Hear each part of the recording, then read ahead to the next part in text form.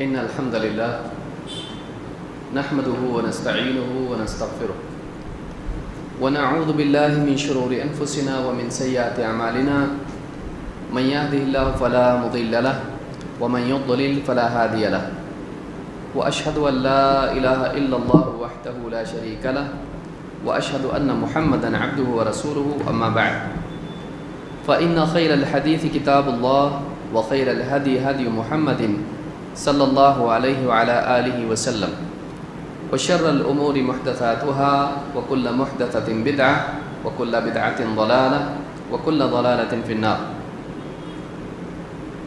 قال الله تبارك وتعالى ولا تتبع سبيل المفسدين. میرے محترم دینی بھائیوں اور قابل احترام ماں اور بہنوں، منہج کی معلومات، منہج کے سلسلے میں صحیح علم کا ہونا یہ دین کے سمجھنے اور دین پر عمل کرنے کے لیے ضروری ہے، اور ایک انسان کے لیے کامیابی کے لیے ضروری ہے کہ وہ اسی راستے پر چلے جس پر ہمارے اسلاف چلے. وہ کوئی ایسا راستہ اختیار نہ کرے، وہ کسی ایسے راستے پر نہ چلے جو بعد میں لوگوں نے اپنے طور پر بنا لیا ہے، جس پر نبی اکرم صلی اللہ علیہ وسلم، صحابہ اور ان کے بعد آنے والے اسلاف نہ چلیں. وہ کون سی چیزیں ہیں جو سلف کے منہج کے خلاف ہیں، جو سلف کا منہج نہیں ہے؟ ان چیزوں کو جاننا ضروری ہے تاکہ آدمی ان گڑھوں سے بچے جو ہلاکت کی طرف لے جاتے ہیں، جو خود ہلاکت ہے. انہی میں سے ایک چیز جو آج کے درس میں ہم دیکھیں گے وہ پچھلے درس کا ایک اعتبار سے تتمہ ہے. پچھلے درس میں ہم نے دیکھا کہ بدعات کے معاملے کو ہلکا سمجھنا یہ سلف کا منہج نہیں ہے. بہت سے لوگ بدعات کے معاملے میں اتنے حساس نہیں ہوتے ہیں، وہ صرف شرک کو برا سمجھتے ہیں، کفر کو برا سمجھتے ہیں، لیکن بدعات کا جب معاملہ آتا ہے تو اس کو ہلکا سمجھتے ہیں. بعض اوقات خود ہی اس میں واقع ہو جاتے ہیں، رشتہ داری کی وجہ سے، اولاد کی محبت میں، یا کبھی بیوی کی وجہ سے، گھر والوں کی وجہ سے، کبھی سماج میں جینے کی اہمیت ان کو معلوم ہوتی ہے کہ سماج میں جینا ہے، ہم کو لوگوں کے ساتھ رہنا ہے، تو سماج کے دباؤ کی وجہ سے بھی وہ بدعات میں واقع ہوتے ہیں. اگر منع کیا جائے تو سمجھتے ہیں کہ اتنی کوئی بڑی بات نہیں ہے. تو سلف ایسا نہیں کرتے تھے، وہ بدعات کو برا مانتے تھے اور بدعات سے بچتے تھے اور بدعات کی ترویج یا بدعات کے پھیلنے کو روکنے کی کوشش کرتے تھے. کوئی آدمی اگر بدعات میں دکھائی دے تو فوراً اس کو ٹوکتے تھے. یہ نہیں کہ بدعات ہی تو ہے، شرک نہیں ہے، کفر نہیں ہے، وہ ایسا نہیں کرتے تھے. آج اس سے آگے بڑھ کر ہم اہل بدعات کے بارے میں سلف کا موقف دیکھیں گے. اس سلسلے میں شیخ محمد بن عمر بازمول حفظہ اللہ کہتے ہیں لیس من منہج السلف تعظیم المبتدعہ وتفخیمہم. اہل بدعات کی تعظیم کرنا اور ان کو اونچا کر کے پیش کرنا یہ سلف کا منہج نہیں. یعنی جو لوگ بدعاتی ہیں ان کی تعریف کرنا، ان کو بڑا بنا کے پیش کرنا، ایسے طور پر ان کا تعارف کرنا، ایسے طور پر ان کے بارے میں بات کرنا کہ لوگوں کے دلوں میں ان کی تعظیم پیدا ہو اور لوگ ان کی طرف مائل ہوں، سلف کا یہ منہج نہیں ہے. بدعات حقیر ہے، بدعات بری چیز ہے. لہذا جو انسان بدعات کا داعی ہو، بدعات کے لیے لڑتا ہو، بدعات کا اہتمام کرتا ہو، اس بدعات کے سبب وہ بھی مسلمانوں کی محبت اور ان کے احترام سے محروم ہوتا ہے. لہذا کہتے ہیں کہ اہل بدعات کی تعظیم کرنا اور ان کو اونچا کر کے پیش کرنا، اونچا اور بڑا بنا کے پیش کرنا، یہ سلف کا منہج نہیں ہے۔ آئیے اس تعلق سے ہم سلف کے اقوال دیکھتے ہیں۔ شعبہ رحمہ اللہ کہتے ہیں کان سفیان الثوری یبغض اہل الاہواء، سفیان الثوری رحمہ اللہ اہل بدعات سے دشمنی اور نفرت رکھتے تھے۔ وَيَنْهَى عَنْ مُجَالَسَتِهِمْ أَشَدَّ النَّهِي، اور بدعاتیوں کی صحبت سے، ان کی مجلسوں میں شریک ہونے سے بہت سختی سے منع کرتے تھے۔ اس کو ابو الفضل المقری نے اپنی کتاب احادیث فی ذم الکلام وأہلہ میں ذکر کیا ہے۔ سفیان الثوری رحمۃ اللہ علیہ اہل بدعات کو بالکل پسند نہیں کرتے تھے، اور ان کی مجلسوں میں شریک ہونے سے لوگوں کو سختی سے منع کرتے تھے۔ اہل بدعات سے دور رہنا اور ان کی مجلسوں سے دور رہنا ہلاکت سے دور رہنا ہے۔ اہل بدعات کا قرب، ان کی مجلسوں سے قرب، یہ ہلاکت سے قریب ہونا ہے۔ تو یہ سلف کا طریقہ ہم کو ملتا ہے۔ اسی طرح سے امام البیہقی کہتے ہیں وَكَانَ الشَّافِعِيُّ رضی اللہ عنہ شدیداً علی اہل الالحاد واہل البدع، امام الشافعی رحمۃ اللہ علیہ اہل الحاد اور اہل بدعات پر بہت سخت تھے، ان کے معاملے میں بہت سخت تھے۔ کن کے؟ اہل الحاد، وہ جو صحیح دین سے منحرف ہو جائیں یا مرتد ہو جائیں، اور اہل بدعات جو نبی اکرم صلی اللہ علیہ وسلم کے اسوہ اور آپ کی سنت کو چھوڑ کے بدعات میں واقع ہیں۔ کہتے ہیں کہ ان پر بڑے سخت تھے، مجاہراً ببغضہم وہجرتہم، اور ان لوگوں کے بغض اور ان کو ترک کرنے کو علانیہ ذکر کرتے تھے، یعنی صاف بتاتے تھے میرا ان کا کوئی تعلق نہیں ہے اور دور رہو ان سے۔ تو یہ کون کرتا تھا؟ امام الشافعی رحمۃ اللہ علیہ۔ تو اہل بدعات سے دوری اور لوگوں کو ان سے متنبہ کرنا، ان سے خبردار کرنا، یہ اہل حق کا طریقہ ہے۔ آپ اپنی اولاد، اپنے بھائی، اپنے دوست احباب، اگر وہ جا رہا ہے اور سامنے گڑھا ہے،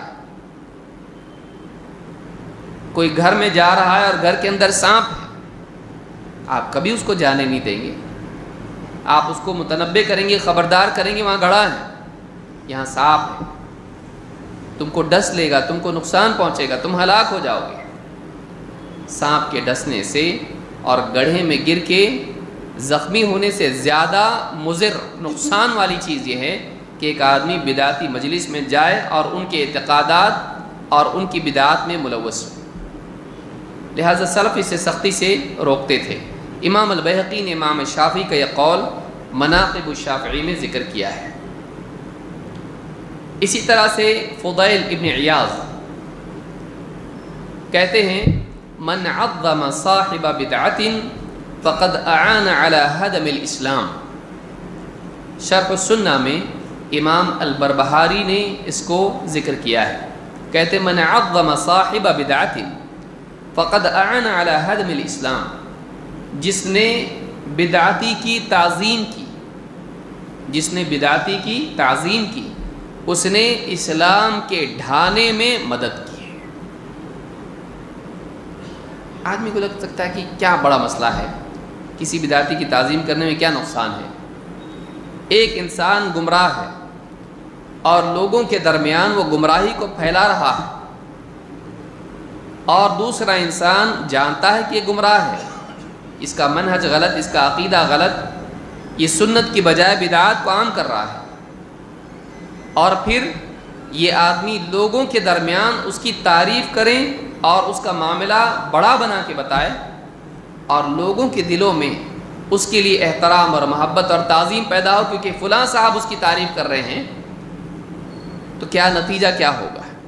نتیجہ یہی ہوگا کہ اس کی تعریف کرنے کی وجہ سے، اس کی تعظیم کی وجہ سے لوگ اس کی طرف بھی مائل ہو جائیں گے، اور لوگ اس سے اس کی بدعات سیکھیں گے، ہو سکتا ہے اس کے غلط عقائد اس سے سیکھ کے گمراہ ہو جائیں، ہلاک ہو جائیں۔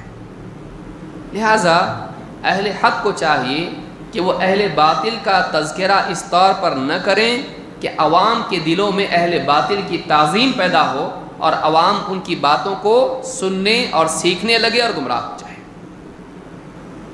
اس کا نتیجہ کیا ہوگا؟ اسلام کو نقصان ہے۔ اس کے نتیجے میں کیا ہوگا؟ حق کی بجائے باطل عام ہوگا، حق کی بجائے باطل عام ہوگا۔ تو جو انسان بدعتی کی تعظیم کرتا ہے، امام فضیل ابن عیاض کہتے ہیں کہ فقد اعان علی ہدم الاسلام، اس نے اسلام کے ڈھانے میں مدد کی ہے۔ وہ اسلام کی دیوار پختہ نہیں کر رہا ہے، وہ کیا کر رہا ہے؟ اسلام کو نقصان پہنچانے والے کی مدد کر رہا ہے۔ اگر کوئی آدمی آپ کا گھر ہے مثلا، اس کو توڑنے کے لیے کچھ اوزار اس کے پاس کم ہیں، آپ اس کو لا کے دے سکتے ہیں کہ بھائی آپ کیا کرنا چاہتے ہیں؟ میں دیوار ڈھانا چاہتا ہوں، ایک کام کرو، یہ چیز لو، اس سے آسانی سے ڈھائی جائے گی، اس سے آسانی سے دیوار گرائی جا سکتی ہے، آپ کبھی کریں گے؟ نہیں۔ اسی طرح سے بدعتی کی تعریف کرنا، لوگوں میں اس کی تشہیر کرنا، لوگوں کو اس سے جوڑنا، یہ کیا ہے؟ اسلام کو نقصان پہنچانا ہے۔ کیوں؟ اس لیے کہ وہ بدعت، اسلام کیا ہے؟ اسلام ہے کیا؟ اسلام کسی فلسفے کا نام نہیں ہے، اسلام نبی اکرم صلی اللہ علیہ وسلم کی تعلیمات کا نام ہے، اور وہ سنت سے معلوم پڑتا ہے۔ اسلام معلوم کیسے پڑے گا کیا ہے؟ سنت اسلام ہے۔ قل هذه سبیلی ادعو الی اللہ علی بصیرۃ انا ومن اتبعنی، اے نبی آپ کہیے یہ میرا راستہ ہے، میں لوگوں کو اللہ کی طرف دعوت دیتا ہوں بصیرت کے ساتھ، میں بھی اور میری پیروی کرنے والی بھی۔ صراط مستقیم کی دعوت، اسلام کی دعوت، توحید کی دعوت، حق کی دعوت، سنت کی دعوت، یہ نبی اکرم صلی اللہ علیہ وسلم کر رہے ہیں۔ اور اس کے بالمقابل ایک بدعتی کیا کر رہا ہے؟ بدعات کی دعوت دے رہا ہے، اپنے فلسفے نبی صلی اللہ علیہ وسلم کی سنت سے ہٹا کے بدعات پر لوگوں کو لگا رہا ہے۔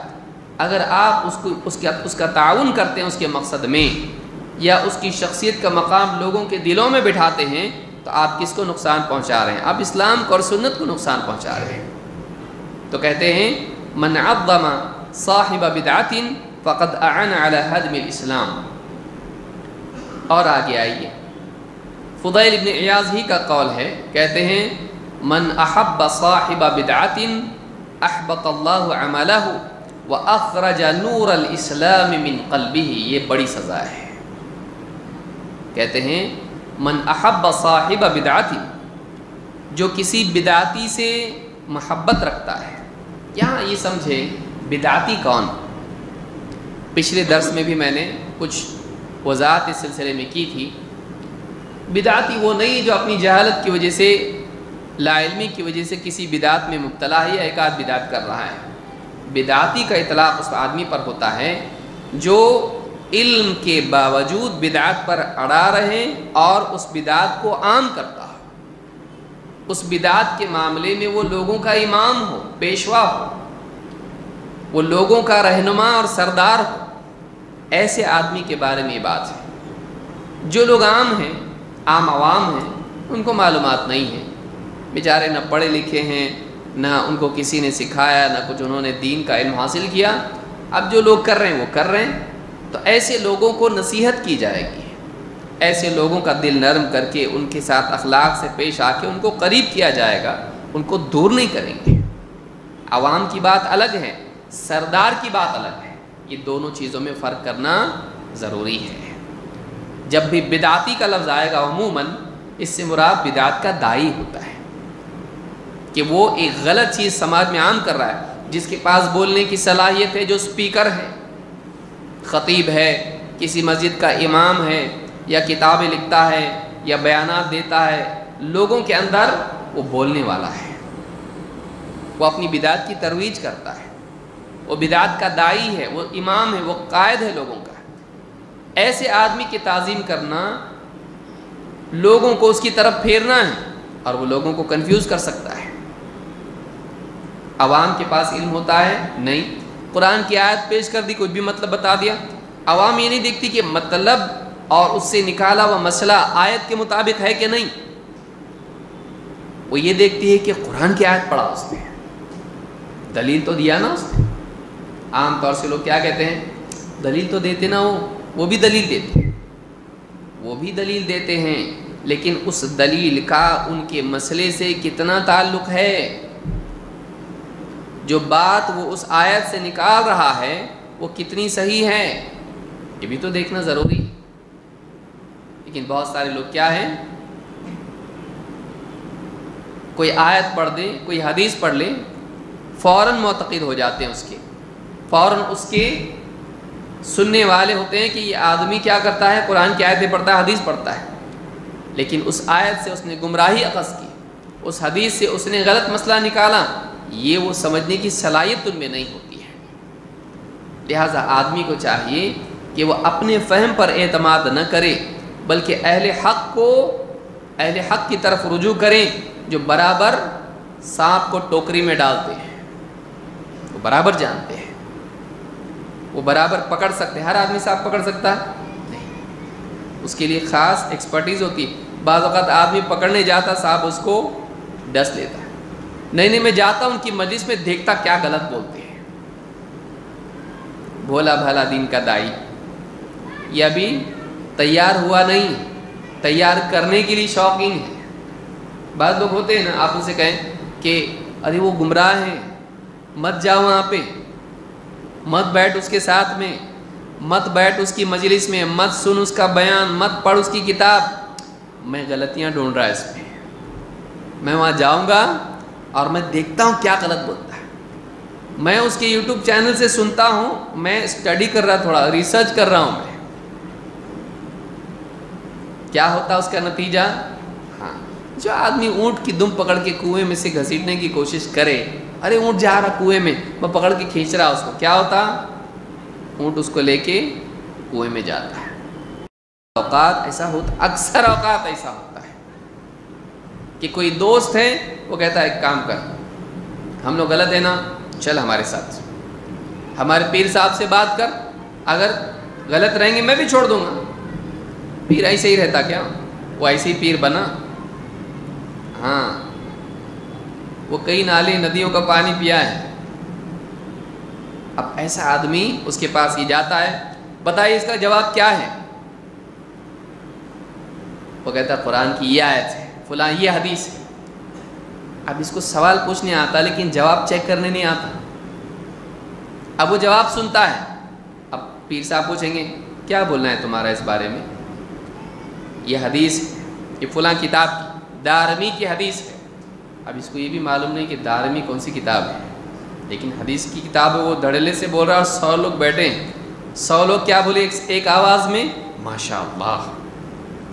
اس ماشاء اللہ کا بھی اس کے دل پہ ایک اثر ہوتا ہے کہ اتنے لوگ سچ مان رہے ہیں، میں کیسے جھٹلاؤں؟ کبھی کبھی ہمت بھی کرتا ہے، بتائیے کون سی کتاب میں؟ لاؤ رے ذرا، ہو کوئی اتنی بڑی کتاب لے کے آتا، رکھو اس کے ہاتھ میں، اس کی گود میں رکھو، رکھتے اس کی گود میں سے بچہ لا کے رکھے ہوئے۔ اب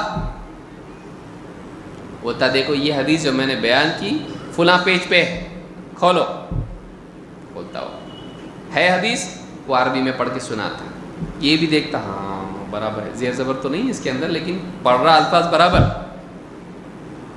ہے کہ نہیں؟ ہاں، جو حدیث میں نے بیان کی، یہ کتاب کا نام دیکھو، کھولو پلٹاؤ، دارمی ہے کہ نہیں؟ ہاں۔ فلاں کتاب ہے کہ نہیں؟ ہاں کتاب ہے۔ تو ملی نا دلیل، اب کیا بولے گا؟ اب یہ آدمی دو چیز نہیں کر سکتا ہے۔ نمبر 1، پہلے تو ترجمہ معلوم نہیں کیا ہے، واقعی جو پڑھا اس کا مطلب کیا ہے، جو یہ بتا رہا وہی ہے کہ نہیں۔ اب بولے گا کیسے؟ اس کا ترجمہ مجھ کو نہیں آتا۔ اگر بولے گا اس کا مطلب مجھ کو نہیں سمجھا، آپ بول رہے ہو کیسے چیک کروں؟ تو کہے گا تم کو جب آتا نہیں تو بحث کیوں کر رہے؟ جب تم کو ایک حدیث سمجھ میں نہیں آتی ہے تو تم بحث کیوں کر رہے ہیں؟ بحث وہ کرتا ہے جس کے پاس علم ہو۔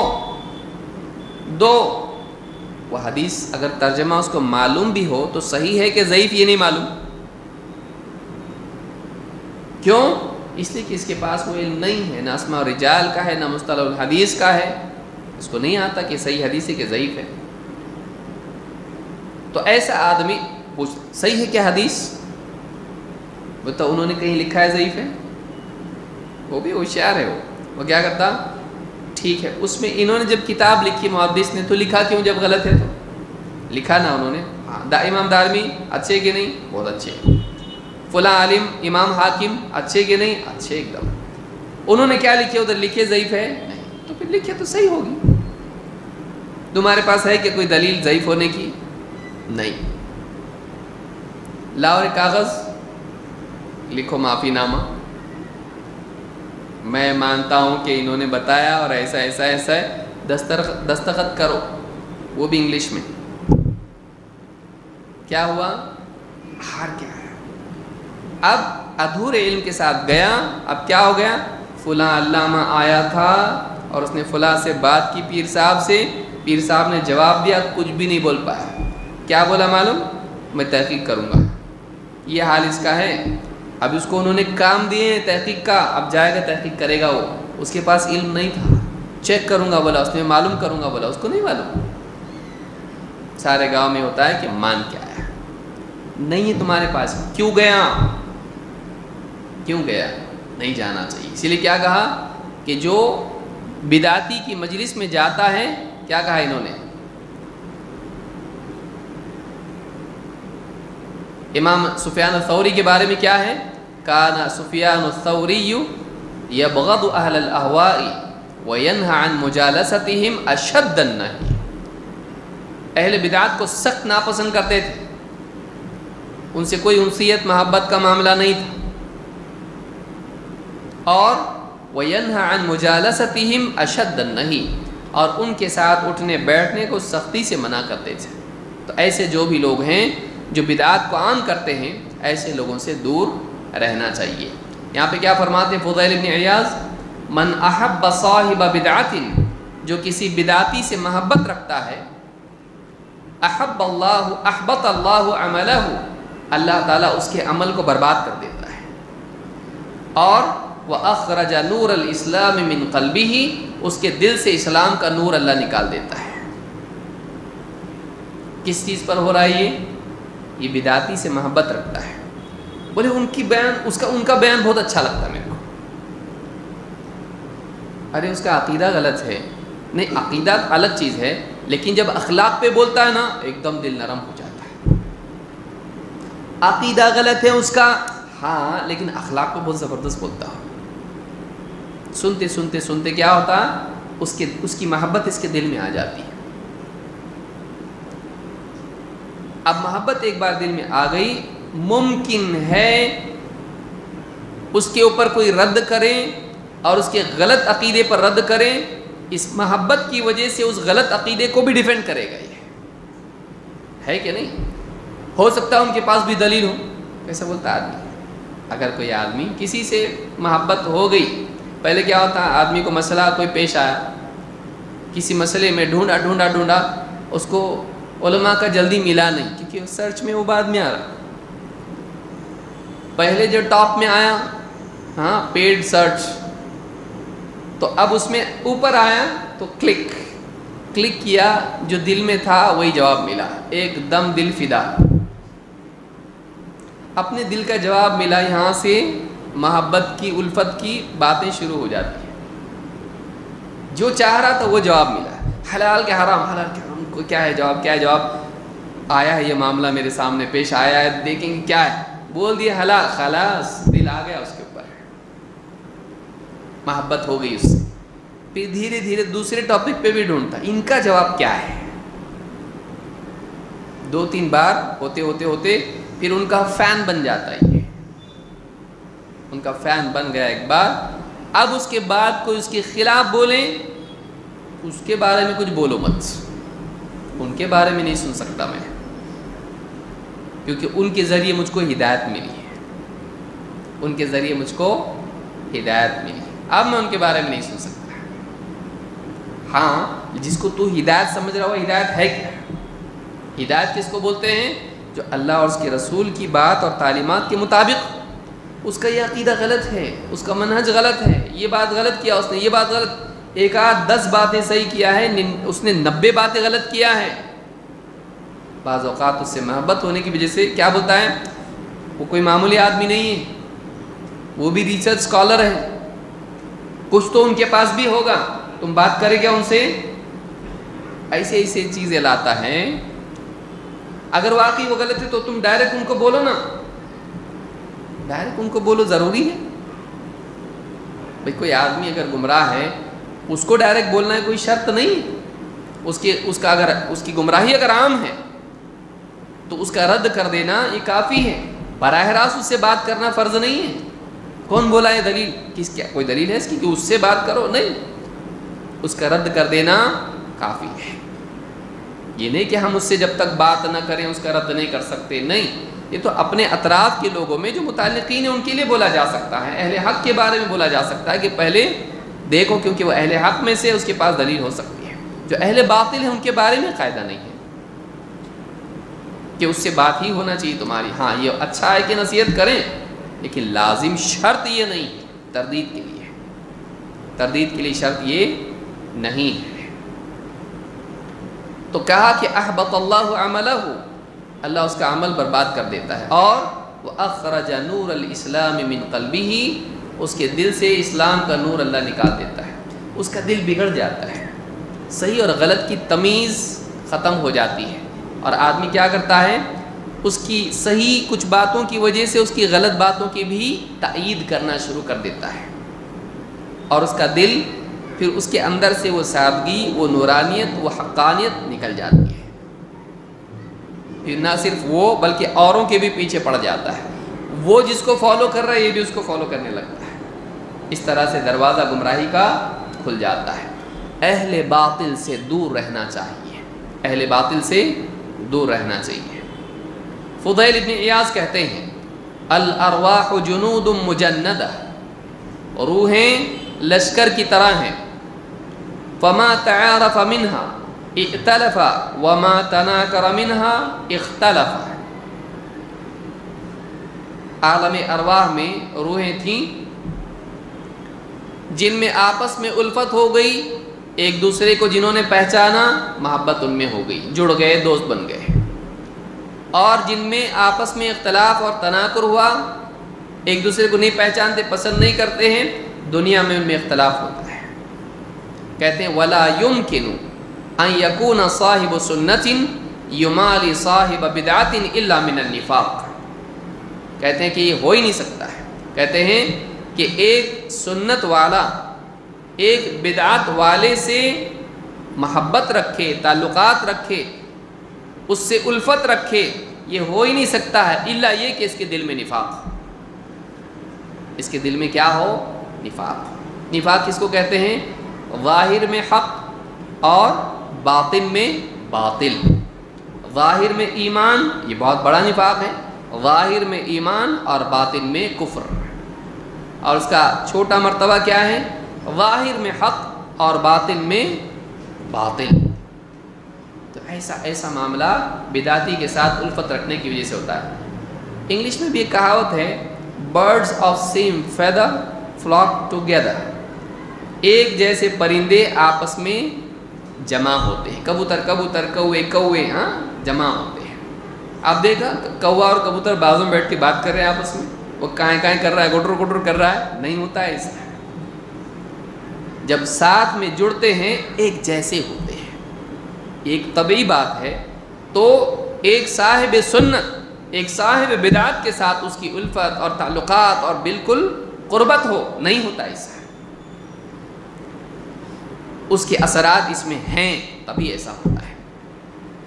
تو اس کے دل میں اگر سنت کی محبت ہے تو بدعت کی نفرت ہوگی، اہل حق کی محبت ہے تو اہل باطل کے لیے دل میں نفرت ہوگی، اگر نہیں ہے تو یہ ابھی سیدھے صاف اسلام پہ نہیں آیا، اس کے دل میں اور ظاہر میں اختلاف ہے، اس کے ظاہر میں اور باطن میں اختلاف ہے۔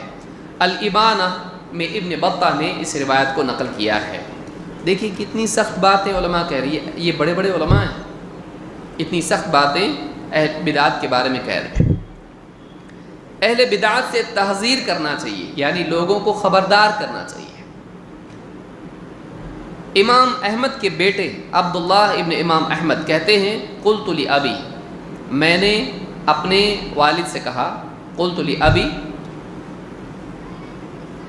کیا کہتے ہیں؟ ما تقول فی اصحاب الحدیث یأتون الشیخ لعلہ یکون مرجئا او شیعیا، او فیہ شیء من خلاف السنہ. کہتے ہیں کہ والد صاحب آپ کا کیا کہنا ہے کہ بعض اصحاب الحدیث، اہل حدیث، حدیث والے، چاہے حدیث سیکھنے والے ہوں یا حدیث پہ چلنے والے ہوں، یأتون الشیخ، ایک شیخ کے پاس آتے ہیں، ایک شیخ کے پاس آتے ہیں، لعلہ یکون مرجئا او شیعیا، ممکن ہے وہ مرجئہ میں ہو، مرجی ہو. کون؟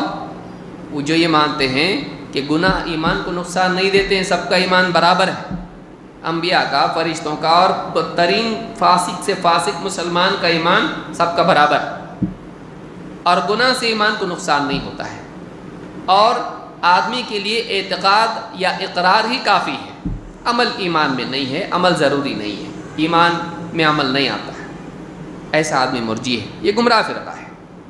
کہتے ہیں لعلہ یکون مرجئا، ہو سکتا ہے وہ مرجی ہو، او شیعیا، یا شیعہ ہو، شیعی ہو، شیعہ سبھی جانتے ہیں. کہتے ہیں او فیہ شیء من خلاف السنہ، یا اس میں سنت کی مخالفت کچھ پائی جاتی ہو، وہ سنت سے ہٹ کے چلتا ہے. ایسے آدمی کے پاس کچھ لوگ حدیث کے لیے، علم حاصل کرنے کے لیے آ رہے ہیں. کہتے ہیں اَيَنْبَغِي أَنْ أَسْكُتْ فَلَا أُحَذِّرُ عَنْهُ أَمْ أُحَذِّرُ عَنْهُ. امام احمد سے ان کے بیٹے نے پوچھا کہ کیا کرنا چاہیے، کیا مناسب ہے، میں خاموش رہوں، اس کے بارے میں لوگوں کو خبردار نہ کروں، یا لوگوں کو خبردار کروں کہ یہ آدمی بدعتی ہے، اس سے علم حاصل مت کرو، یا چپ ہو جاؤں، جس کو جو کرنا ہے کریں، مجھ کو کیا کرنا ہے، میرا کوئی لینا دینا نہیں، میں خاموش رہوں یا بتاؤں. قال ان کان، غور کریں امام احمد کا جواب دیکھیں کیا ہے. کہتے ان کان یدعو الی بدعۃ وهو امام فیہا ویدعو الیہا قال نعم تحذر عنہ. کہا کہ اگر وہ آدمی اپنی بدعت کی دعوت دیتا ہے، وہ بدعت کی طرف دعوت دیتا ہے، اس بدعت میں وہ امام ہے، لوگوں کا سردار ہے، اور اس کی طرف لوگوں کو بلاتا ہے، تو اس سے لوگوں کو خبردار کیا جائے گا، اس سے لوگوں کو خبردار کیا جائے گا. کون آدمی؟ جو بدعت کا امام ہو اور لوگوں کو بدعت کی دعوت دیتا ہو. ایک آدمی بدعت میں مبتلا ہے، اکیلا بیچارہ اپنی عبادت کرتا ہے، کسی سے لینا دینا کچھ بھی نہیں اس کا، خام خواہ آپ ساری دنیا میں اس کے بارے میں پرچار کر رہے ہیں کہ دور رہو اس سے. وہ نہ کسی سے زیادہ کچھ بولتا ہے، نہ کچھ سکھاتا ہے، نہ کچھ کرتا ہے. ایسے آدمی سے تحذیر کی بجائے ایسے آدمی کو تبلیغ اور تعلیم اور اس کی اصلاح کرنا چاہیے. لیکن وہ آدمی جو لوگوں میں گرو بن کے بیٹھا ہوا ہے، جو لوگوں کو غلط چیزیں سکھاتا ہے، بدعات سکھاتا ہے، اور اس کا ایک اپنا مقام ہے، ایسے آدمی کے بارے میں سکوت اختیار نہیں کرنا چاہیے. جو انٹرنیٹ پہ شیخ بنا ہوا ہے، جو انٹرنیٹ پہ لوگوں کا رہنما بنا ہوا ہے، اور لوگ اس سے رجوع کر رہے ہیں جبکہ وہ اہل حق میں سے نہیں ہے، اور آپ خاموش ہیں، آپ بتا رہے نہیں اس کو، بلکہ آپ کو کسی نے اس کا کلپ بھیجا، اچھا لگا آپ کو تو آپ نے اپنے رشتہ داروں کو بھی بھیجا ہے. باقی بات غلط ہے، لیکن یہ بہت بھاری بات ہے. یہ بات کیسی ہے؟ آپ نے مولوی نے بھی اتنا زبردست نہیں بولا ہے اس ٹاپک کے اوپر، تو وہ لے کے آدمی کیا کرتا ہے، آگے بھیج دیتا ہے. اتنا بھولا نہیں بننا چاہیے. وہ کیا کرتا ہے، پوچھتا اس کو کون ہے یہ، فلاں ابن فلاں ابن فلاں، بس نام ملا کام شروع. اب وہ کیا کرتا ہے، وہ جا کے یہ تو اس کی طرف سے آئے، وہ رکنے والا تھوڑی ہے. اب وہ کیا کرتا، ڈھونڈتا اس کو. ویسے بھی انٹرنیٹ تو بہت سستا ہو گیا ہے، ہاں، تو اب گمراہی بھی سستی ہوگی اس کے ساتھ میں. اب وہ کیا کرتا ہے، سرچ کرتا ہے پوری اس کی جو جتنے ویڈیو آئے، اب وہ کیا کرتا ہے، والنٹریلی خود ڈھونڈتا اس کو. اب وہ اس کا محتاج نہیں ہے، لیکن اس کی طرف رہنمائی اس نے کی. ساری گمراہی کا وبال اس پر ہے. اس نے سوچا ایک کلپ ہی تو ہے، لیکن اس کلپ کی وجہ سے کیا ہو گیا، وہ ہاں وہ گمراہی کے گڑھے میں جا گرا. کسی بدعت، ابور اس نے بھیجا تو کچھ تو ہوگا. اب جب اسی کی طرف سے وہ آیا ہے تو ظاہر بات ہے یہ بھی تحقیق کرنے والا ہے، اس نے بھیجا ہے تو کچھ تو ہوگا۔ اب اس کو لے کے وہ کیا ہو گیا؟ گمراہ ہو گیا۔ تو ایک آدمی کو چاہیے کہ وہ سکوت اختیار نہ کرے بلکہ لوگوں کو خبردار کرے یہ آدمی گمراہ ہے، یہ آدمی گمراہ ہے۔ تو مسائل امام احمد میں ان کے بیٹے عبداللہ ابن امام احمد نے یہ روایت ذکر کی ہے اور یہ سلف کا منہج ہے۔ کس بدعتی سے ہجر کرنا چاہیے؟ آپ نے دیکھا حجر کس سے کیا جائے گا؟ شیخ عبید الجابری حفظہ اللہ کہتے ہیں، ابھی ہیں یہ عالم مدینہ میں، کہتے ہیں والاصل حجر المبتدع ھذا هو الاصل۔ دین میں اصول یہ ہے، بنیادی قاعدہ یہ ہے کہ بدعتی کو چھوڑ دیا جائے گا، اس سے تعلق علم کا خاص طور سے نہیں رکھا جائے گا۔ بدعتی سے کیا کرنا چاہیے؟ آدمی کو دور رہنا چاہیے۔ حجرہ و زجرہ، اس کو چھوڑنا اور اس کو رد کرنا یہ ضروری ہے۔ ان کان مظہرا بدعتہ داعیا الیہا، دو باتیں یہاں پہ انہوں نے بیان کی، پچھلے اس میں ایک اور بات تھی۔ نمبر ایک یہاں پہ کیا کہا؟ مظہرا بدعتہ، جو ظاہر کھلم کھلا بدعت کرتا ہے، ایک۔ دو، اس بدعت کی دوسروں کو دعوت دیتا ہے۔ ظاہر بات ہے کہ جب دعوت دے رہا ہے تو لوگ اس کے پھندے میں جال میں آ سکتے ہیں، تو لوگوں کو خبردار کرنا ضروری ہے کہ یہ آدمی صحیح بات نہیں بتا رہا ہے، یہ گمراہ کر رہا ہے، لوگوں کو بتانا ضروری ہے۔ تو یہ بہت ضروری ہے کہ اہل بدعت کی طرف لوگوں کو جانے سے روکا جائے، یہ خیر خواہی ہے۔ حدیث میں کیا ہے؟ الدین النصیحہ، دین خیر خواہی کا نام ہے، بھلا چاہنے کا نام ہے۔ ایک آدمی گمراہی کی طرف جا رہا اور آپ خاموش ہیں، اگر آپ کے سامنے ایک آدمی نابینا انسان ہے، اندھا آدمی ہے، وہ چلتے جا رہا ہے اور آپ بیٹھے ہوئے ہیں اور وہ کھائی میں گر سکتا ہے، آپ کیا کریں گے؟ آپ آواز دیں گے نا اس کو، آپ آواز دیں گے۔ ایک آدمی ہے، اس کا بچہ ہے، وہ آدمی بزی ہے، دوسری طرف دھیان اس کا ہے، خریداری کر رہا ہے، پیچھے سے کوئی چور آ کے اس کے بچے کو چاکلیٹ دے کے اس کو لے جانے کی کوشش کر رہا ہے، آپ کیا کریں گے؟ میرا بچہ تھوڑی ہے، آپ بولیں گے؟ نہیں۔ آپ کی غیرت، انسانیت آپ کی بتائے گی صاحب آپ کا بچہ دیکھو لے کے جانا، بولیں گے نا آپ؟ آپ کو اس کا درد ہے جو اجنبی، یہ مسلمان ہے، آپ کو اس کا درد اور اس کی فکر ہے، اس کا بچہ لے جا رہا، آپ یہاں دیکھیے اس کا دین لے جا رہا، وہ کیا لے جا رہا ہے؟ اس کا دین لے جا رہا ہے، اس کے دین کو اس سے چھین رہا ہے، اس سے حق کو چھین رہا ہے، اور آپ نہیں بتائیں گے؟ آپ کے مسلمان ہونے کی غیرت کہاں گئی؟ بولنا ضروری ہے۔ لیکن بعض لوگوں کو لگتا ہے اس سے اختلاف ہوتا نا، اور آپ کو گالیاں دیا تو، آپ کی دکان پہ مت جاؤ لوگوں کو بولا تو آپ کیا کریں گے؟ آپ اس کے دشمن بنیں گے۔ انسان دشمن کب بنتا ہے؟ جب پرسنل پرابلم آتا ہے، پھر اب اختلاف کے سارے قاعدے بھول جاتا ہے۔ جب تک دین کا معاملہ ہو اختلاف نہیں کرنا چاہیے، اس کے خلاف نہیں بولنا چاہیے، اور یہ کیا ہے امت کو جوڑنا چاہیے، اچھی بات ہے۔ زمین تیری ہڑپا تو کیا کرے گا؟ اب تیرا بزنس اگر خراب کر دیا تو اب کیا بولے گا؟ آدمی صحیح نہیں ہو۔ اب جب ذاتی معاملہ پیش آتا ہے تو اتفاق اور اتحاد اور محبت کے سارے اصول آدمی کیا کرتا ہے؟ بھول جاتا ہے۔ تو آپ کی غیرت ذاتی ہے، وہ دینی ہونا چاہیے۔ آپ کا اختلاف محض ذاتی بنیادوں پر نہیں ہونا چاہیے بلکہ دینی بنیادوں پر ہونا چاہیے، بھلے آپ کا وہ قریبی ہو۔ بعض محدثین نے اپنے باپ کے بارے میں، بھائی کے بارے میں بتایا، اگر وہ لسٹ ہوتی تو اور لمبا ہو جاتا، انہوں نے بتایا میرا باپ نہیں، اس لائق نہیں کہ اس سے روایت لی جائے، میرا باپ اس لائق نہیں ہے کہ اس سے روایت لی جائے۔ ایسے بھی محدث گزرے ہیں، اپنے باپ سے لوگوں کو متنبع کر دیا۔ یہاں یہ نہیں سوچا ارے باپ ہے وہ کھلایا پلایا پالا پوسا بڑا کیا، یہ احسان کا بدلہ چکایا۔ ہاں، باپ سے زیادہ دین کا احسان ہے ہمارے اوپر۔ باپ نے کھلایا، دنیا میں مرنے سے بچایا، ہمارے نبی نے جہنم سے بچایا ہم کو۔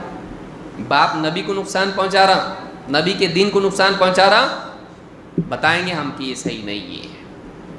یہ غیرت دینی ہونا چاہیے. ذاتی غیرت تو ہوتی انسان کو، دینی نہیں ہوتی. دین کے معاملے بعض اوقات غیرت بالائے طاق رکھ دیتا ہے. سلف اپنی ذات سے بڑھ کر دین کی غیرت رکھتے تھے. تو یہاں کہتے ہیں کہ حجرہ و زجرہ ان کان مظہرا بدعتہ داعیا الیہا، اگر وہ بدعت کو ظاہر کرتا ہے اور دعوت دیتا ہے بدعت کی تو اس سے لوگوں کو خبردار کرنا ضروری ہے. لوگوں کو خبردار کرنا ضروری ہے.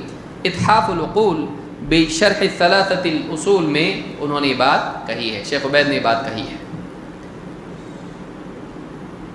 ایک برائی اور گمراہی بلکہ بدعت اس دور کی ایک ایسی بھی پیدا ہوئی ہے، بعض لوگ بتاتے ہیں اس کو کیا، اس میں اگر ایک برائی ہے تو اس میں بھلائی بھی تو ہے. تو کیا کرو، اگر تم کو اس کے اوپر تنقید کرنا ہی تو پہلے اس کی بھلائیاں بتاؤ. خالی برائی بتا رہے تو بھلائی بھی تو ہے اس کے اندر. فلانا شخص، فلانا پیر، فلانا عالم، فلانا خطیب، فلانی جماعت، فلانا گروہ، اگر اس کے اندر کوئی عیب ہے اور وہ گمراہی میں مبتلا ہیں، بھلائی بھی تو ہے نا. تو تم اگر ان کی برائی بتا رہے اور تنقید کر رہے ہو تو ان کی بھلائیاں بھی بتاؤ. اگر اس طرح سے انسان اصول اپناتا ہے کہ کسی پر تنقید کرنے سے پہلے اس کی بھلائیاں ذکر کرنا ضروری ہے تو یہ بدعت ہے. اس کو بدعت الموازنہ کہتے ہیں. کیا ہے؟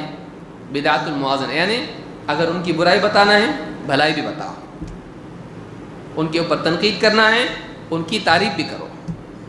ضروری نہیں ہے، بلکہ بعض مقامات پر، یہ اکثر مقامات پر یہ مضر ہو جاتا ہے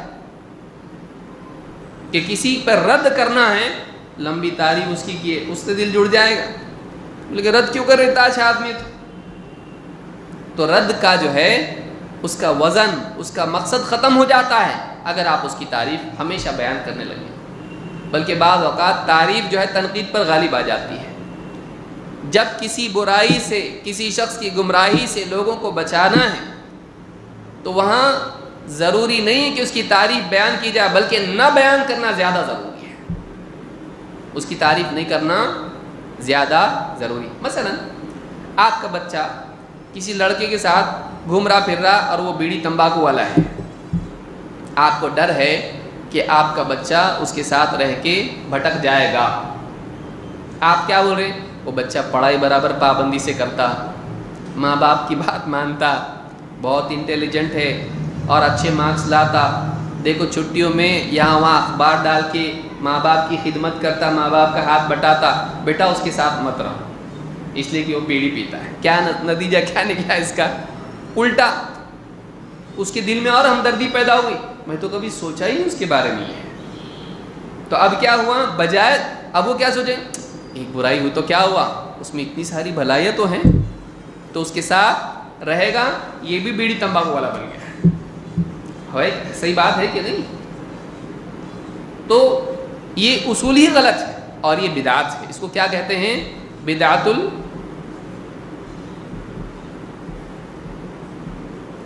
بدعت الموازنہ. کہ کوئی آدمی ضروری سمجھے کہ کسی پر تنقید کرنے کے لیے اس کی تعریف کرنا بھی ضروری ہے اور اس کو یہ انصاف مانتے ہیں. یہ کیا ہے؟ انصاف.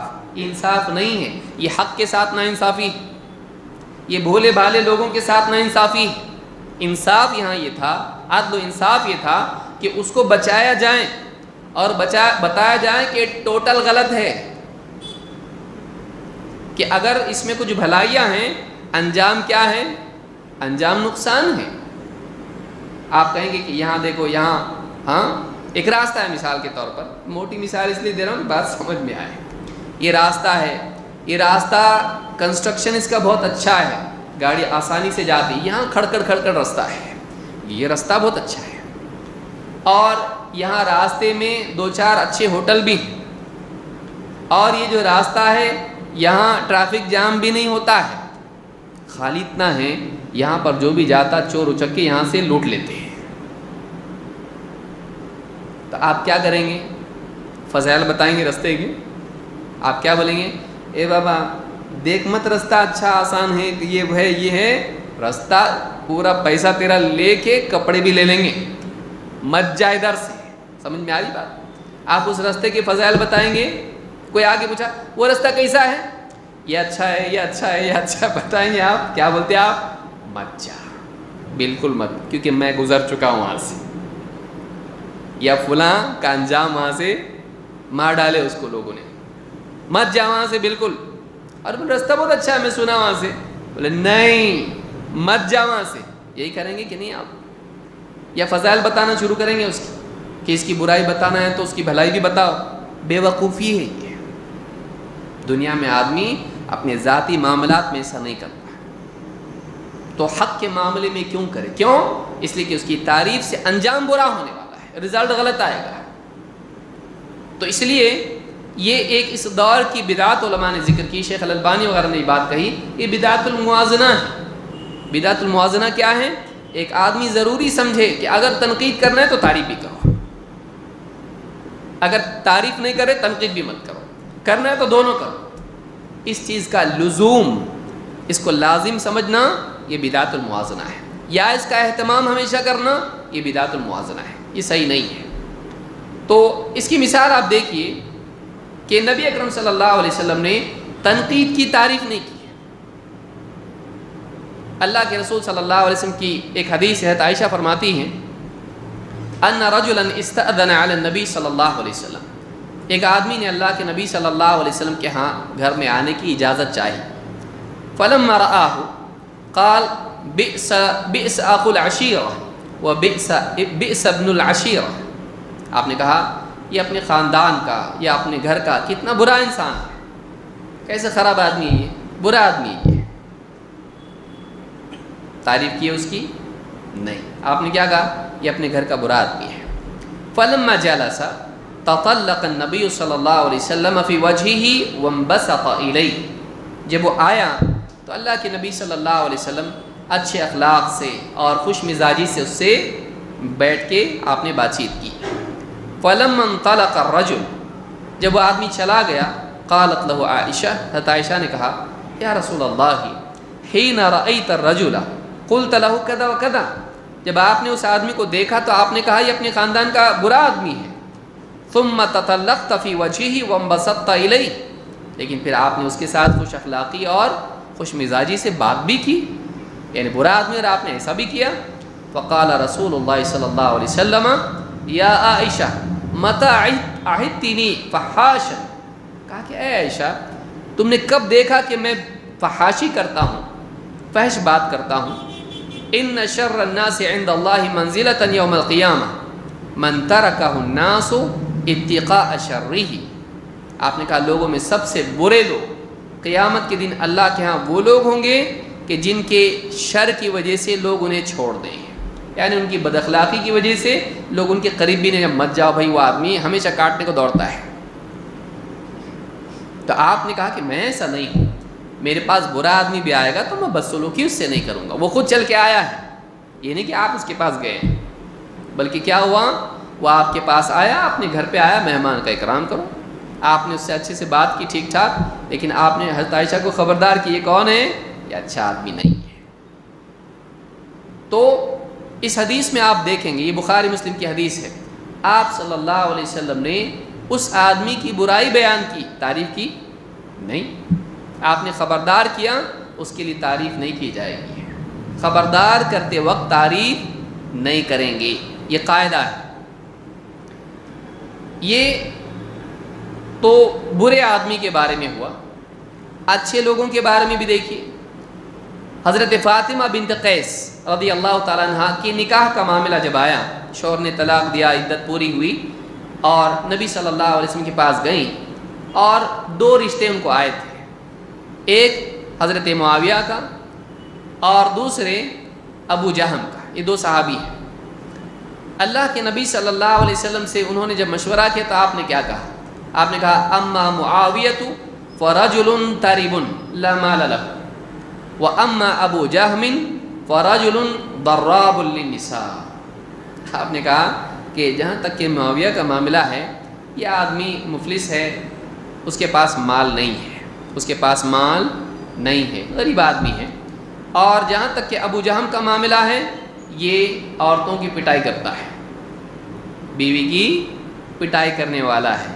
ایک روایت میں کہ وہ اپنا ڈنڈا اپنے کندھے سے نیچے نہیں اتارتا ہے، یعنی ہمیشہ ڈنڈا تیار ہے کہ پٹائی کرتا ہے بیوی کی۔ ولیکن اسامۃ بن زید، لیکن میرا مشورہ ہے کہ تم کس سے نکاح کرو؟ اسامہ ابن زید سے۔ یہ دو صحابی اچھے لوگ ہیں، کیا ان میں کوئی بھلائی نہیں تھی؟ یعنی خالی برائیاں تھیں؟ وہ اچھے لوگ ہیں، وہ نبی اکرم صلی اللہ علیہ وسلم کے صحابہ ہیں، ان میں خوبیاں ہیں۔ لیکن نکاح کے معاملے میں جب ایک عورت نے آپ سے مشورہ کیا تو اس کے حساب سے جو چیز آپ نے کیا کہا؟ دیکھو تم کو تمہارے حقوق کی ادائیگی کے لیے یہ آدمی مالدار نہیں ہے، تمہارے حساب سے وہ نہیں ہے، کیونکہ بعض عورتیں ان کے خرچے بڑے بھی ہوتے ہیں۔ آپ نے کیا کہا؟ یہ اس کے پاس مال نہیں ہے، غریب آدمی ہے، تمہارے حساب سے یہ ٹھیک نہیں۔ دوسرا کون؟ ابو جہم، یہ بہت پٹائی کرتا بیویوں کی، تو یہ بھی تمہارے لیے مناسب نہیں۔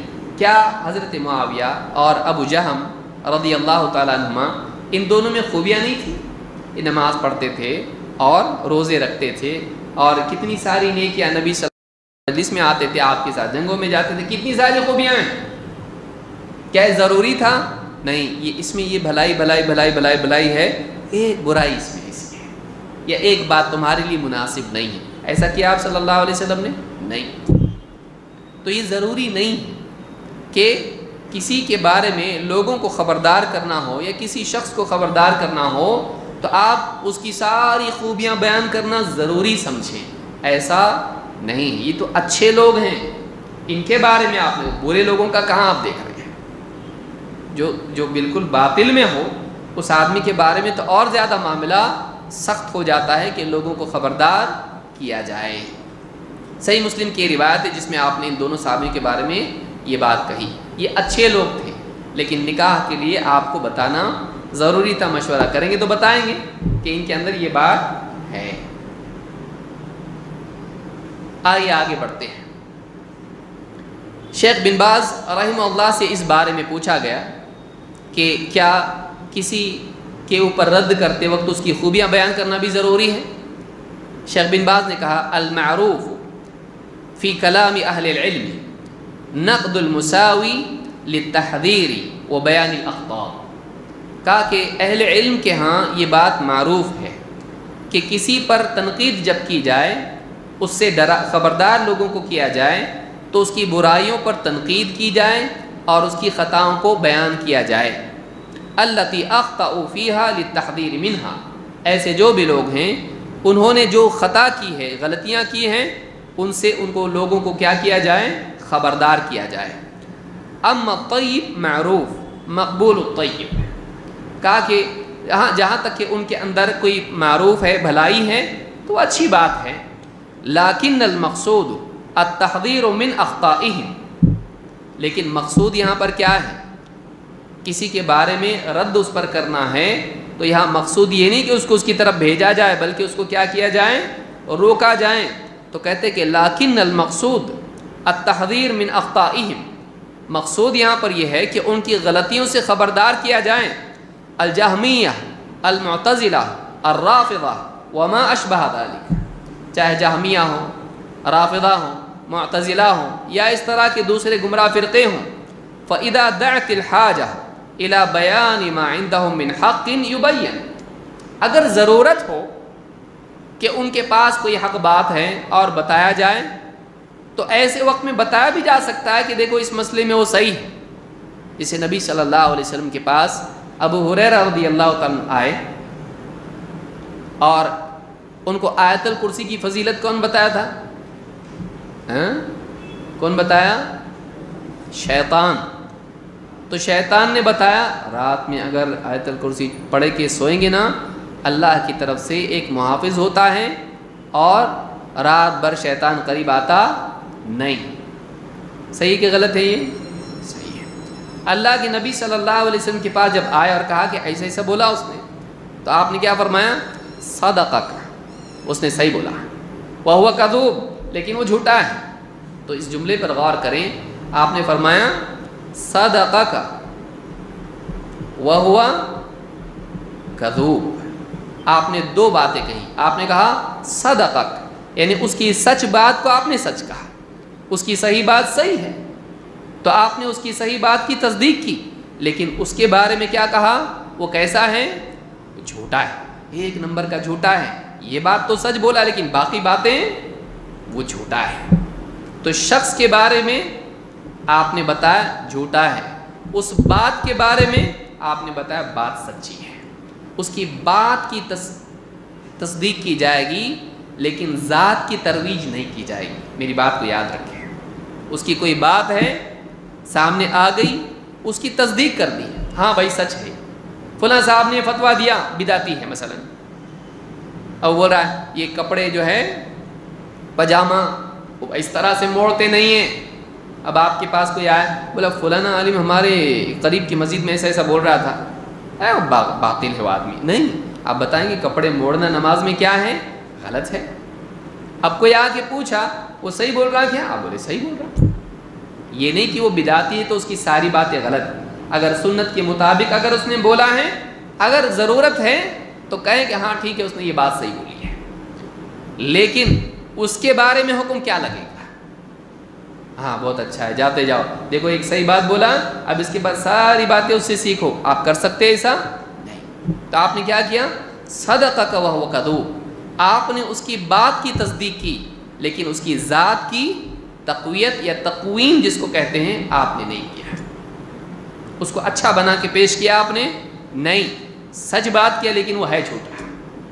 شخصیت کا تعاون نہیں کیا جائے گا, اس کی حق بات کا تعاون کیا جائے گا. شخصیت غلط ہے تو اہل باطل کی ترویج نہیں کی جائے گی. کہا کہ فَإِذَا دَعَتِ الْحَاجَةُ, وہ بھی کیا ضرورت ہو تو, اگر ضرورت ہو تو فَإِذَا دَعَتِ الْحَاجَةُ إِلَى بَيَانِ مَا عِنْدَهُم مِّنْ حَقٍّ يُبَيِّنُ.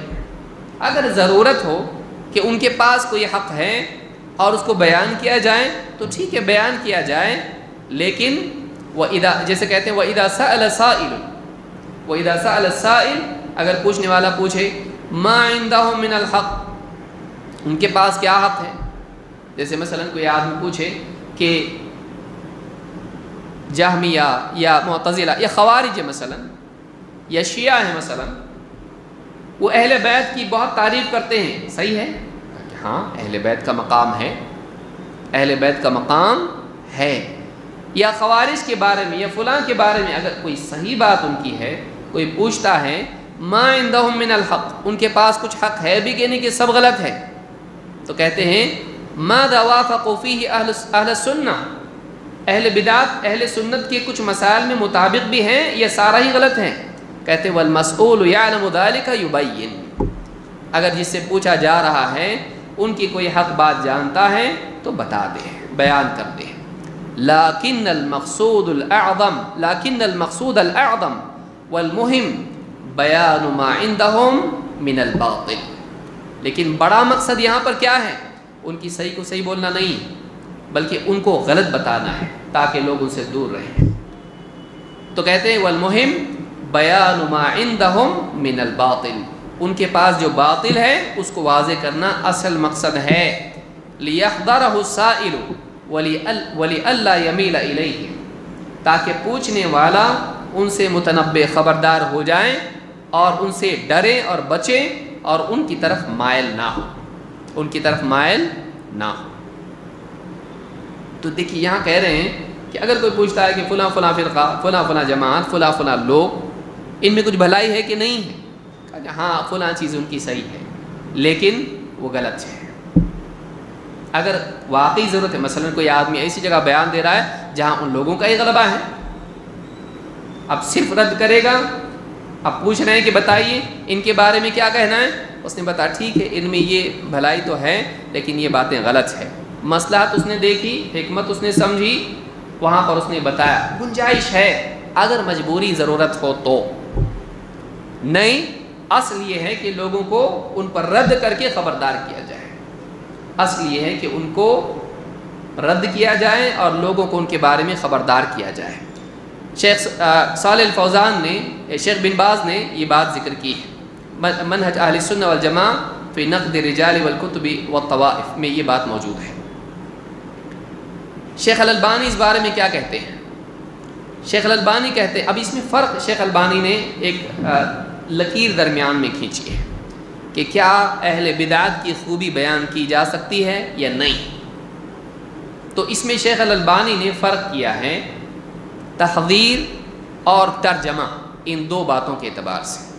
کہتے ہیں انا اقول، میں کہتا ہوں، النقد اما ان یکون فی ترجمۃ الشخص المنتقد ترجمۃ تاریخیہ۔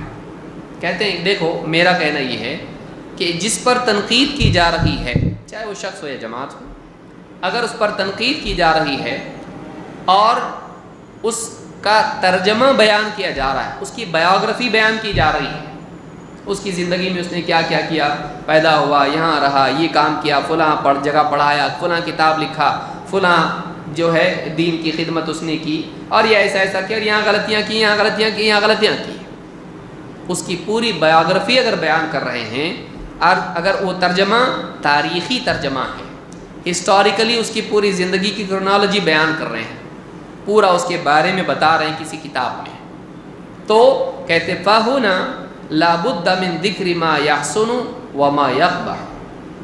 تو کہتے کہ یہاں اس کی زندگی میں اس کی اچھائیاں اور برائیاں دونوں بیان کی جائیں گی۔ کہاں؟ جب اس کی پوری تاریخ بیان کی جا رہی ہے، اس کا حال بیان کیا جا رہا ہے، یہاں اس کا ترجمہ بیان کی جا رہا ہے، اس کو ترجمہ کہتے ہیں۔ بما يتعلق بالمترجم من خیرہ ومن شرہ، اس کی خیر اس کا شر دونوں بیان کیا جائے گا جب اس کی کسی کتاب میں اس کا ترجمہ بیان کیا جائے، اس کے پورے احوال بیان کی جائے۔ یہاں بھی اور فرق ہے، کہتے ہیں اما اذا كان المقصود بترجمۃ الرجل هو تحذير المسلمین وبخاصة عامتهم، کہتے ہیں لیکن مقصود اگر اس کے بارے میں لکھنے کا یا بتانے کا یہ ہے کہ یہ گمراہ ہے اور مسلمانوں کو اس سے خبردار کرنا، خاص طور سے عام لوگوں کو خبردار کرنا مقصود ہے، اور اس کے بارے میں جو لکھ رہا ہے وہ اس سے خبردار کرنے کے لیے لکھ رہا ہے، نہ کہ اس کی پوری زندگی کے جو بھی کام اس نے کیے اس کے بارے میں بتانے کے لیے علماء کو۔ ایک آدمی اس نے بہت سارے کام کیا ہے، کوئی کتاب لکھتا ہے اسماء و رجال کی، یا اس طرح سے کوئی کتاب ہے، تاریخی کتاب لکھتا ہے، اس میں اس کے سارے احوال بیان کرتا ہے، اس نے فلاں کام کیا، اچھا کیا، یہ اچھا کیا، کتاب ہو اس میں یہ بہت خوبیاں ہیں، لیکن یہ آدمی گمراہ تھا اور ایسا ایسا تھا، عقیدہ اس کا باطل تھا، رافضی تھا یا خارجی تھا، اس کے بارے میں بیان کر دیا، اچھا بھی اور برا بھی۔ یہ کون پڑھتا ہے؟ یہ عام طور سے علماء پڑھتے ہیں، اس کے بارے میں پوری شخصیت کا احاطہ اس کے ہوتا ہے، اس کے جو بھی کام ہے اس کے بارے میں معلومات ہوتی ہے ہسٹوریکلی۔ لیکن اگر کوئی کتاب آدمی لکھ رہا اور کسی کے بارے میں بتا رہا ہے وہ عوام تک جانے والی ہے، تو کہتے ہیں یہاں معاملہ الگ ہے۔ کہتے ہیں یہاں پر کیا ہے؟ الذین لا علم عندهم، ایسی عوام جس کے پاس کوئی علم نہیں ہے، باحوال الرجال ومناقب الرجال ومطالب الرجال، کہ لوگوں کے حالات، رجال کے حالات، ان کی خوبیاں، ان کی فضیلت اور ان کی برائیاں عوام نہیں جانتی ہیں۔ بل قد یکون له سمعۃ حسنۃ وجیدہ مقبولۃ عند العامہ، بلکہ یہ بھی ممکن ہے کہ وہ گمراہ آدمی، برا آدمی، غلط آدمی عوام کے اندر اس کی شہرت ہو اور مقبولیت، لوگ اس کو اچھا سمجھتے ہوں، ولكن هو ينطوي على عقیدۃ سیئۃ او على خلق سیئ، یہ لیکن حال یہ ہو کہ اس کی شہرت کے باوجود وہ آدمی اپنا باطل عقیدہ یا باطل اخلاق چھپائے ہوئے، اس کی گمراہی عام نہ ہو لوگوں میں، لیکن وہ آدمی غلط ہے، اس نے بہت ساری خدمات کی، لوگوں میں مشہور ہو گیا، لوگوں کا دل نرم ہو گیا، لیکن وہ پھیلا رہا ہے کیا ہے؟ بہت سارے مدرسے قائم کیے، یتیم خانے قائم کیے اس نے، لیکن ان مدرسوں میں اور یتیم خانوں میں بچوں کو کھلا پلا تو رہے ہیں، لیکن باطل عقائد سکھا رہا ہے، یہ لوگوں کے سامنے نہیں ہے۔ لوگوں کو کھلانا پلانا اور کپڑے پہنانا اور رہائش کا انتظام کرنا، یہ بھلائی لوگوں کو دکھائی دے رہی ہے، لیکن اس کا باطل عقیدہ اور لوگوں کو گمراہ کرنا چھپا ہوا ہے۔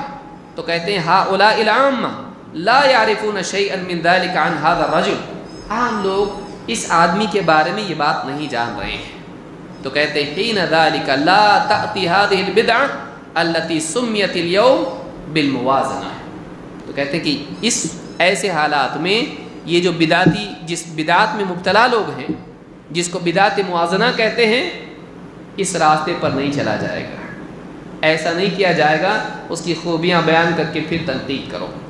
کہتے ہیں ذالک لأن المقصود حین ذاک النصیحہ ولیس هو الترجمہ الوافیہ الکاملہ، کہتے ہیں کہ اب مقصود یہ ہے کہ لوگوں کو خبردار کیا جائے کہ لوگ اس سے بچیں کیونکہ انجام غلط ہے۔ مقصود یہ نہیں ہے کہ اس کی پوری زندگی کے حالات بیان کیے جائیں، اس سے ڈرانا مقصود ہے، اس کی شخصیت کا تعارف مقصود نہیں ہے، لوگوں کو بچانا اور ان کی خیر خواہی مقصود ہے، تو صرف تنقید کی جائے گی، تعریف نہیں۔ یہ فرق یاد رکھنا ضروری ہے، یہ فرق یاد رکھنا ضروری ہے۔ تو یہ شیخ الالبانی نے یعنی اپنے خطاب میں من حامل رایت الجرح والتعدیل فی العصر الحاضر، اس خطاب میں انہوں نے یہ بات کہی ہے۔ لیکن کبھی ایسا ہوتا ہے کہ کسی علاقے میں صاحب بدعت طاقتور ہوتا ہے، اگر اس کے خلاف یہ بولتا ہے تو اس کی دعوت اور اس کی شخصیت مٹا دی جائے گی۔ یہاں سے سفر کر کے گیا کسی علاقے میں، اب یہ اجنبی ہے، اس کی نہ کوئی طاقت نہ کنبہ قبیلہ ہے، اور وہاں فلاں پیر کا پورا غلبہ ہے، لوگ اس کو صرف مانتے نہیں ہیں، اس کو پوجتے ہیں، اس کی بات پر جان دیتے اور لیتے ہیں۔ اب ایسا آدمی گیا وہاں پہ اور حق کا جھنڈا لے کے کھڑا ہوا، کوئی طاقت اس کے پاس نہیں ہے، اور تنقید شروع کر دی واٹس ایپ پہ یا بیان میں یا فلاں جگہ، یا اس کے خطبے میں کھڑے ہو کے کہا آپ غلط بول رہے ہیں، کیا ہوگا؟ اس کی پٹائی ہوگی اور ہو سکتا ہے اس کو قتل بھی کر دیا جائے۔ بعض علاقوں میں افریقہ کے سیدھا گھر کو نہیں، قبر میں، افغانستان وغیرہ میں بعض علاقوں میں شدت کی وجہ سے لوگوں نے بہت ظلم بھی کیے لوگوں پہ جنہوں نے حق بیان کیا، جہالت کی وجہ سے۔ تو ایسا بھی ہو سکتا ہے، تو کیا کیا جائے؟ شیخ عبید الجابری حفظہ اللہ کہتے ہیں وَنَقَلَ شیخ الاسلام ابن تیمیہ وغیرہ هذا، شیخ الاسلام ابن تیمیہ رحمہ اللہ اور دوسرے علماء نے بات نقل کی ہے، کیا اعنی حجر المبتدع اذا كان داعیا الى بدعته مقررا لها، بدعتی کو چھوڑ دینا چاہیے اگر وہ داعی ہو اور بدعت پر اڑا رہتا ہو، تو ایسے سمجھانے کے باوجود مانتا نہیں ہے اور اسی بدعت پر باقی رہتا ہے بلکہ لوگوں کو بھی بلاتا ہے، اس کے بارے میں لوگوں کو خبردار کرنا چاہیے، عام علماء نے لکھا ہے۔ لیکن کہتے ہیں الا اذا ترتب على حجره مفسدة اکبر من المصلحة بحجره فانه لا يحجر، کہتے ہیں لیکن اگر اس کا حجر، اس کے خلاف لوگوں کو بتاتے ہیں، اس کو چھوڑتے ہیں، اس سے تعلقات توڑتے ہیں، دوری اختیار کرتے ہیں، لوگوں کو دوری کی دعوت دیتے ہیں، اگر اس سے فائدے کی بجائے مفسدہ، فساد اور بگاڑ زیادہ ہوتا ہے تو آدمی کو چاہیے کہ اس سے حجر نہ کرے، لوگوں کو اس سے خبردار کرنے کی بجائے آدمی کو کیا کرنا چاہیے؟ خاموش رہنا چاہیے۔ ممکن ہے اپنے حلقے میں، لیکن علی الاعلان اس سے حجر کی دعوت یا اس کا اعلان نہیں کرنا چاہیے۔ کیوں؟ اگر اس سے فساد زیادہ ہوتا ہے، فائدہ کم ہوتا ہے۔ تو یہ بھی بات علماء نے کہی، اتحاف العقول میں شیخ عبید نے بات کہی ہے۔ اور اسی کے آگے کہتے ہیں لو دخلت بلدۃ من البلدان، مثلا اگر تو کسی علاقے میں داخل ہو، شیخها قدری او جبری او صوفی، جس میں کوئی شیخ ہے جو تقدیر کا انکار کرتا ہے، یا مجبرہ میں سے ہے، جبری ہے، یا پھر صوفی ہے، فاغلظت له القول، تو سخت بات اس کے خلاف کرے، ووقعت فیہ، اس پر تنقید کرے، وشنعت علیہ، اور اس کے گھٹیا ہونے کو واضح کرے، اس کے گمراہ ہونے کو لوگوں کے سامنے بتائے، فہل تتمکن من الدعوہ، فہل تتمکن من الدعوہ، کہتے ہیں تو دعوت دے سکے گا اس علاقے میں؟ کیا تیرے لیے ممکن رہے گا کہ تو اس علاقے میں حق بات کی دعوت چلا سکے؟ ابداً نہیں ہو سکتا ایسا۔ وَإِن سَلِمَتْ حَيَاتُكَ لَن تَتَمَكَّن مِّنَ الدَّعْوَةِ، اگر تیری زندگی محفوظ رہی تو بھی بہت بڑی بات ہے، لیکن تو دعوت تو نہیں دے سکے گا، دعوت اس علاقے میں نہیں دے سکے گا۔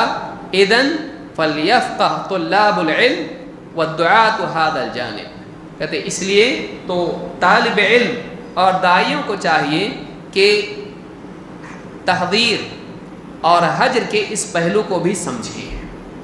ہر جگہ شور شرابہ ضروری نہیں، بلکہ بعض علاقوں میں باطل کا غلبہ ہوتا ہے، لہذا اس کے خلاف فتویٰ فائدے کی بجائے نقصان پیدا کرتا ہے۔ لوگ اس کو تو نہیں چھوڑیں گے، تیرے خلاف ہو جائیں گے اور تیری صحیح باتیں بھی نہیں مانیں گے۔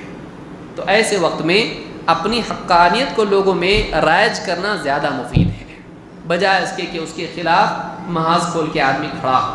ہاں جو واقعی مطمئن ہو جائیں اس کی دعوت سے، ان کو بتایا جا سکتا ہے، نہیں کہ علی الاطلاق علی الاعلان اس کے باطل ہونے گمراہ ہونے کو آدمی لوگوں کے سامنے بیان کرے۔ یہ فرق یاد رکھنا ضروری ہے۔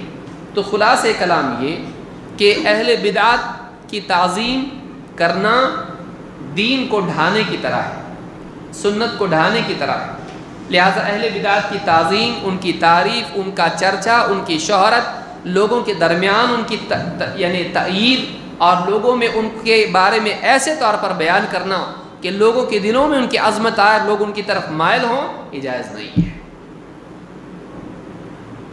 ہاں آدمی کو چاہیے کہ اگر ممکن ہو اور اس کے پاس قوت ہو، رد کرے ان پر۔ رد کرنے میں ان کے محاسن کا ذکر کرنا یہ بھی ضروری نہیں ہے۔ جو ضروری سمجھتا ہے وہ بدعت میں مبتلا ہے، جس کو بدعت موازنہ کہتے ہیں۔ اگر کوئی ترجمہ کسی کا لکھ رہا ہے، اس کے بارے میں بیان کر رہا ہے، یا کوئی مصلحت ہو، مجبوری ہو، تو اس کی تنقید کے ساتھ میں اس کی خوبی بیان کر دے، اس کی گنجائش نکلتی، جیسا کہ شیخ بن باز نے کہا ہے۔ اگر اس کی حق بات ہے، اس کی ہاں یہ فلاں بات اس کی صحیح ہے لیکن یہ بات غلط ہے، لیکن ایسے طور پر نہیں کہ اس کی شخصیت کی ترویج نہیں ہونا چاہیے۔ تو یہ بات، اور اگر ڈر ہو اس کو تو خاموش رہے، یہ زیادہ بہتر ہے، تاکہ حق کی دعوت کو ختم نہ کیا جائے، اس کی دعوت چلے، وہ اپنی بات بیان کرتا رہے اور انتظار کرے ایسے حالات کا کہ جس کے اندر اس کے پاس قوت ہو اور وہ قوت کے ساتھ رد کر سکے اس کا، تب تک کہ جنگ نہ چھیڑے۔ تو یہ ساری باتیں جو جاننا ضروری ہے، یہ سلف کا منہج ہے، اس کا اہتمام کرنا عقل مندی ہے اور حکمت کا تقاضا ہے۔ اقول ھذا واستغفر اللہ لی ولکم۔